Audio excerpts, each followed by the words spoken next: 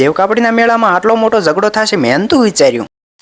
તો મિત્રો વાત જાણે એમ હતી કે દર વર્ષે ભરાય છે દેવકાપડી હિંગળા જોવાનો મેળો ને આપણે જવાનું છે ત્યાં.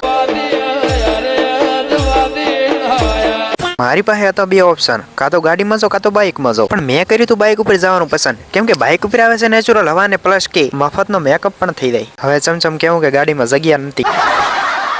તો ભાઈ લઈ લીધી હતી દેવકાપડીમાં એન્ટ્રી ને પહોંચી જતા મંદિરના ગેટે. અહીં જતા મંદિરમાં દર્શન કરવાનું, તમે પણ દર્શન કરી લ્યો ને કોમેન્ટમાં જય ઇંગ્લિશ લખવાનું ભૂલતા નહીં. હા તો ભાઈ આ છે દેવકાપડીમાં આવેલું કાળ ભૈરવનું મંદિર ને અહીં તમે દર્શન કરજો પર આટલા સુધી વ્લોગ જોતા હોય તો ફોલો કરજો પર. હા તો મિત્ર કમાંડી વાત ન છે કે 18 વર્ષનો છો તો પણ આધી ટિકિટ ખોલવાની આદત જી નહીં. તો ભાઈ બધાય ના પાડવા છતાં પણ આપણે લઈ લીધી હતી ટિકિટ ને લાજી જીતી અંદર ડાયરી ને હવે લખવાનું થાય છે આપણે હરામનું ખાઈયામાં. હા તો ભાઈ ડાયરી કોરી ના રહે એના માટે લઈ લીધી હતી આપણે આઈસ્ક્રીમ ને આજના સ્પોન્સર છે પો ભાઈ. અલ્યા ઉભારો અમને લેતા જો. અલ્યા તમે ચમ ભાઈ ઉભરા છો, અમે તો આગળ વાળા કહેતા હતા, તમે નતા કહેતો.